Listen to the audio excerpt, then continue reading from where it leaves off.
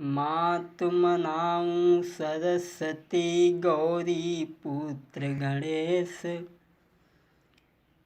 जय बजरंगी पवन सुत शरण पड़ा विनय। मिलता है सच्चा सुख केवल भगवान तुम्हारे चरणों में। मिलता है सच्चा सुख केवल भगवान तुम्हारे चरणों में। ए विनती है पल पल छिन छिन रहे ध्यान तुम्हारे चरणों में। चाहे संकट ने मुझे घेरा हो, चाहे चारों ओर अंधेरा हो, पर मन मेरा ना डगमग हो रहे ध्यान तुम्हारे चरणों में। मिलता है सच्चा सुख केवल भगवान तुम्हारे चरणों में। चाहे मौत गले का हार बने, चाहे बैरी सब संसार बने, चाहे जीवन मुझ पर भार बने रहे ध्यान तुम्हारे चरणों में। चाहे अग्नि में मुझे जलना पड़े, चाहे कांटों पे मुझको चलना पड़े, चाहे छोड़ के देश निकलना हो रहे ध्यान तुम्हारे चरणों में। मिलता है सच्चा सुख केवल भगवान तुम्हारे चरणों में। आदरणीय समस्त श्रोता बंधुओं, आज हम आपके सामने रावण वध की गाथा सुनाने के लिए जा रहे हैं। भगवान श्री राम ने कभी नहीं चाहा कि हमें युद्ध करना पड़े, क्योंकि युद्ध का परिणाम अच्छा नहीं होता, चाहे वो घर का हो चाहे बाहर का हो। लेकिन जब रावण किसी तरीक़ा से नहीं माना, कुंभकर्ण मेघनाद आदि का जब वध हो गया, तब तो रावण लड़ने के लिए स्वयं तैयार हुआ। कुंभकर्ण घननाद का जब हो चुका संहार, तो रावण लड़ने को तभी हुआ स्वयं तैयार। रावण लड़ने को तभी हुआ स्वयं तैयार।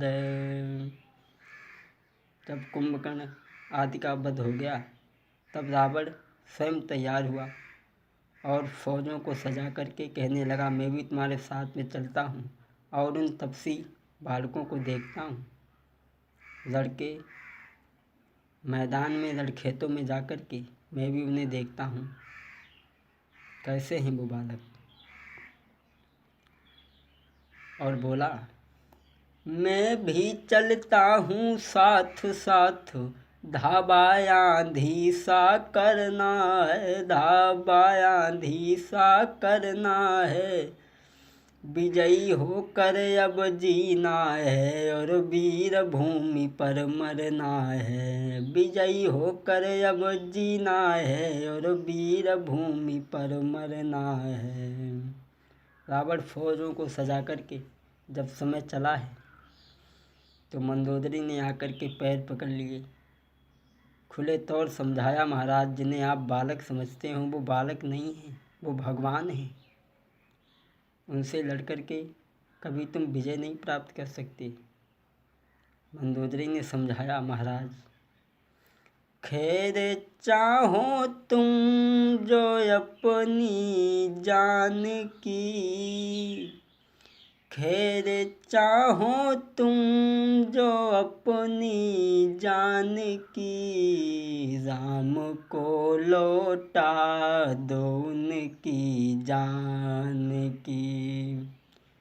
रावण बोला, लंका से ना जान की अब जान की, लंका से ना जान की अब जान की, जान कर बाजी लगा दी जान की। रावण ने समझाया, मंदोदरी मेरी नारीमती घबराई, डरू करे मति उन तपस्या न को, मेरी नारी क्यों रही घबराई, डरू करे मति उन तपस्या न को।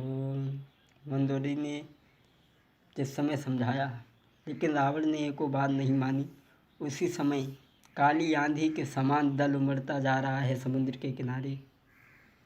जब भगवान ने देखा, वानर युद्ध करने के लिए जब आगे आए हैं युद्ध क्षेत्र में, उसी समय रावण ने देखा जब ही निज दल का ये हाल, अरे तब ते बर तिरछे तने, तीर तने तत्काल, तब ते बर तिरछे तने, तीर तने तत्काल। रावण ने जब देखा वानर राक्षसों को मारने लगे हैं, तो उसी समय तीखे तीरों ने किया जाते ही ये काम, कोहरे सा फटने लगा बानर कटक तमाम, कोहरे सा फटने लगा बानर कटक तमाम। रावण के बाणों से बानर गिरने लगे हैं, जैसे पतझड़ के मौसम में वृक्षों से पत्ते गिरते हैं। जब ये वीर बजरंगबली ने हाल देखा सेना का, तो उसी समय पर्वत का प्रबल प्रचंड खंड, पत्थर का प्रबल प्रचंड खंड, हनुमत से कर से छूट गया, थर थरा उठा निश्चर समूह, निश्चर पति का रथ टूट गया, थर थरा उठा निश्चर समूह, निश्चर पति का रथ टूट गया। वीर बजरंगबली ने एक पत्थर उठा के फेंक दिया और रावण का रथ टूट गया। जब रावण ने ये देखा, कहा रावण मान गया धन्य तुझे है कीस, तेरा जैसा वीर न देखा न सुना आज तक। रावण कहने लगा, धन्य है कीस, तेरे जैसे वीर को, धन्य है उस माँ को जिसने तुझे जन्म दिया। आज तक ऐसा बलवान मैंने नहीं देखा था, तो तूने मेरे रथ को तोड़ दिया। हे अब सर्वाज प्रथम ही जो तूने रथ को तोड़ा है, जितना सम्मान करूं तेरा उतना इस जय पर थोड़ा है, जितना सम्मान करूं तेरा उतना इस जय पर थोड़ा है। रावण कहने लगा, तेरा जितना सम्मान करूं उतना कम है, और बोला, अच्छा अब मेरी इच्छा है तुम मेरे साथी हो जाओ, रणनायक की पदवी लेकर मेरे रण मंत्री हो जाओ। रावण ने कहा, मैं तुम्हारी वीरता को देख करके बड़ा भारी प्रसन्न हुआ, तुम मेरे रण मंत्री बन जाओ। हनुमान जी ने जब ये बात सुनी तो कहा, क्षमा कीजिए मुझे इस पदवी की कोई ज़रूरत नहीं है।